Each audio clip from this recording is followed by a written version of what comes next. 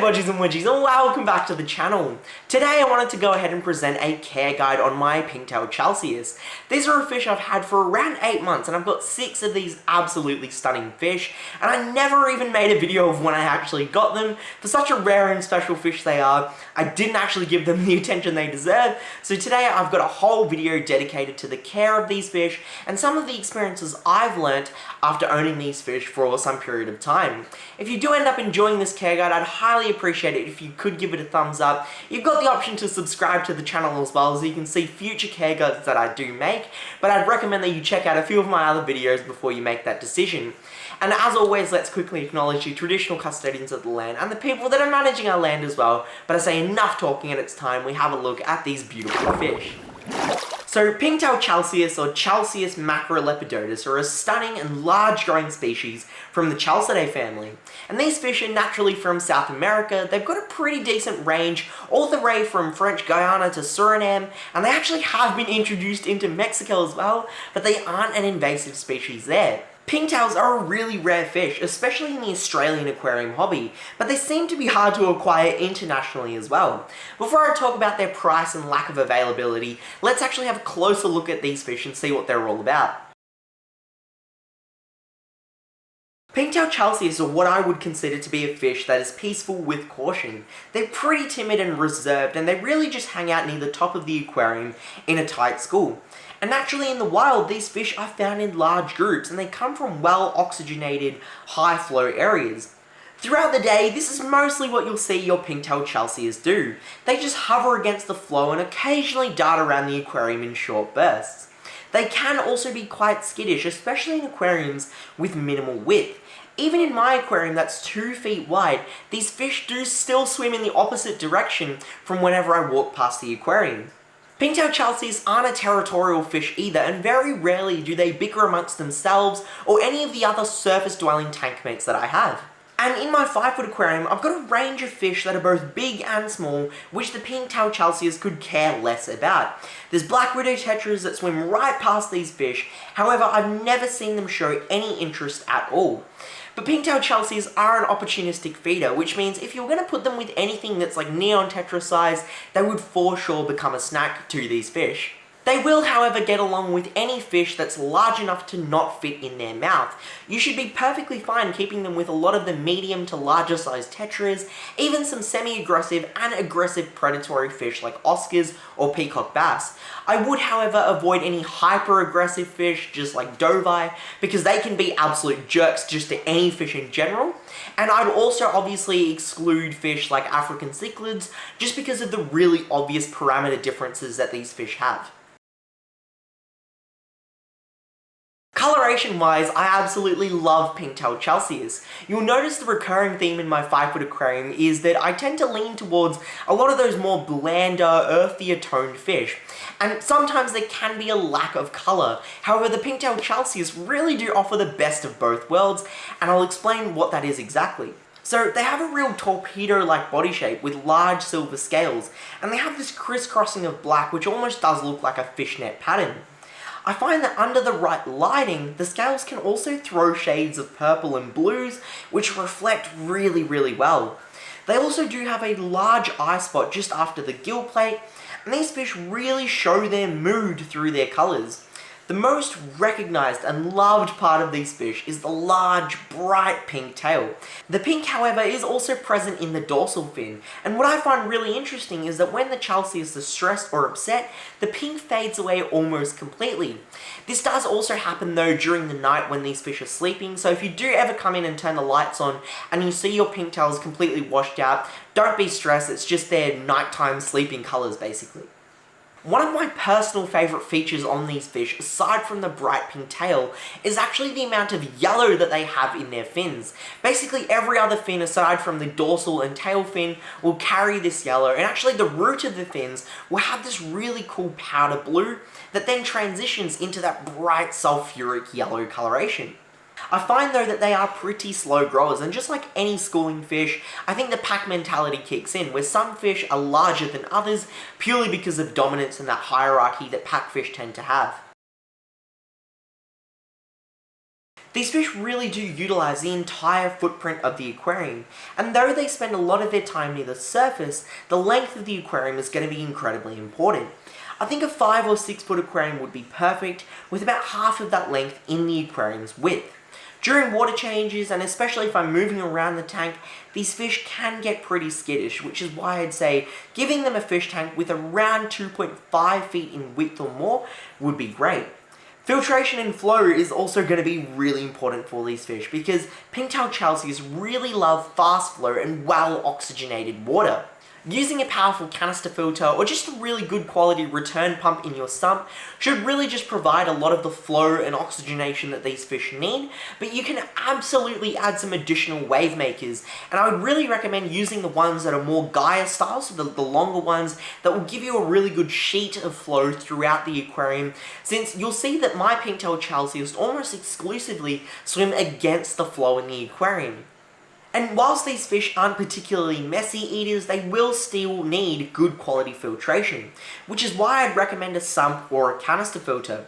And while sponge filters are really efficient and really good at oxygenating the water, they just won't provide the flow that these fish need, and they're probably not really that practical to continuously maintain in the size of aquarium that these fish require. Pinktails are a tropical fish, and since I have discus in my tank, I keep the tank temperature pretty high at around 28 to 29 degrees, so it's nice and toasty. With these fish, they will be perfectly fine in this temperature, but the warmer temperature does mean that there is a risk of less oxygen being mixed into the aquarium, and for that reason you can add an air stone into your aquarium, or you can just point the flow up near the surface of the aquarium and just create a lot more surface agitation, and that's the option that I've gone for. Anything from 24 to 29 degrees should, however, be perfectly fine for these fish. And the pH of the aquarium is around 6.5 to 7. However, I'm fairly certain that these fish can go as low as 6 and as high as 7.5, so it's not really a number that I would specifically chase. As long as you've got stability within those bracket of parameters, you should be perfectly fine. So the aquarium setting or aquascape is something that is completely optional, and these fish could not care less about what goes on in the bottom half of your aquarium. Since they do spend a lot of their time up near the top of the aquarium, having minimal obstructions like driftwood would be really great, because in the chance that they do spook out, you don't want them smashing into some hardscape or aquascape material in the aquarium, so I'd really just limit any aquascape that you have in the bottom half of the aquarium.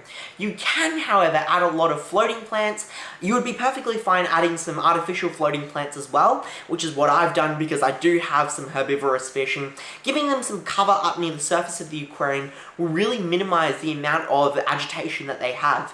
And these are a fish where you will definitely want to have a tight fitting lid, because they will most certainly take a leap of faith if they do get spooked, and if you don't have a lid, they're going straight out of the aquarium. But I did want to reconfirm that these fish are not herbivorous, so they won't eat floating or any other live plants that you have in your aquarium. They are pure carnivores, and we'll talk about their diet and feeding requirements now as well.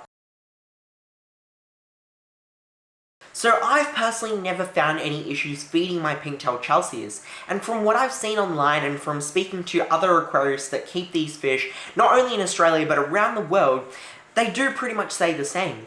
What I do find though is that they don't really eat any food once it goes past the first half of the aquarium. So if you've got any fast sinking foods, they pretty much won't even consider eating that once it hits the sand bed. So what I'd recommend is that you do really feed them some exclusively floating or very slow sinking foods, just like pellets. You can, however, further supplement this through the use of frozen foods, and I believe in the wild these are a fish that will actually prey on insects that land on or are very much near the surface of the aquarium. Actually, I realized this when I was doing a water change, where the Pink Tail Chalceus were actually jumping up to eat little bits of an insectivore FD tab, so it'd be really cool if you did want to create some sort of paludarium setting, or if you just wanted to feed them live insects like crickets or any other feeder insects like that, and it'd be a really cool way to just differentiate the diet that you're giving these fish. But because they are carnivorous, I'd highly recommend that you do feed them a carnivore pellet, and you can also supplement that with some more meatier foods as well. Now good luck if you can even try and find Pink Tail Chalceus for sale. They're not a fish that's readily available in the aquarium hobby, and I believe that's going to be for two reasons. The first of which is just lack of awareness. A lot of people don't really know how cool these fish are, and that means the inherent demand is going to be pretty low. But the second reason is that these fish are not bred in captivity, and there haven't actually been any records of proper evidence that these fish have been bred in the home aquarium before as well. There seems to be one or two word of mouth references, but I haven't seen any sort of direct primary sources, any photographs or videos of people even trying to breed these fish. But I believe the general consensus is that these are just large overgrown tetras in the way they breed. Out in the wild, they might find large spans of vegetation, scatter their eggs throughout that, and pretty much just call it a day. And you could probably replicate this in the home aquarium with a large, wide aquarium, probably quite shallow, chuck in a bunch of spawning mops or a ton of moss, and condition them to breed by giving them a lot of frozen or live foods, and just fluctuate the water parameters or the water temperature, do a couple of things with the pH, much like you would with, just some big tetras, and hopefully that might get them to breed, but I haven't seen anyone attempting this just yet. Now, these aren't going to be a cheap fish, especially in Australia. The last time that I saw them for sale, they were going at 220 Australian dollars each, and you can imagine just how expensive it would be to get a school of these fish going. So when you are going to go ahead and buy them though, just keep an eye out for the brightly coloured fish. They should be up near the top of the aquarium, not hiding in a corner, and have a close look at the fins to see the colours, if there are any tears or any ick spots that are present, since these fish can get pretty stressed out in small spaces. And aquarium stores, if they're going to be selling these fish, won't keep them in a massive 8-foot display. They're probably going to be in a smaller aquarium, and that's where they can actually get stressed out pretty quickly. So just really see how these fish are behaving, see if they are feeding readily, and you could probably request for the aquarium store to give them a quick feed before you go ahead and buy them as well. So really make sure you know what you're getting yourself into and you know the quality of these fish before you actually commit to buying them. Once you do buy some healthy fish though, I just add them into your aquarium and keep the lighting dimmed down for the first few days just so they don't jump or freak out. You can then gradually work with them, just slowly bringing the light intensity up, giving them some feeding, but it's not something I would overly stress about. Like in my instance, I just turned off the lights for the first 1 or 2 days, then just slowly brought it up over the course of the week, and I was just feeding the tank as I normally would and just waited until the Pink Tail Chalceus started eating the food, which is maybe like 48 hours into me adding them into the system. But that is pretty much it. These are a really easy fish to care for once they've settled in, and especially if you've got a large enough environment to go ahead and house a school of them. And if you do have Pink Tail Chalceus, or if you're considering to keep these fish, make sure you let me know in the comment section down below. And if you do have any further questions of things that I didn't cover in this video, or if you've got some feedback for future care guides, I'd highly appreciate that as well. Thank you so much for watching this video up until this point, and I highly appreciate all the support that you've given. And as always, stay happy, stay safe, stay Aussie Australian, Bodgie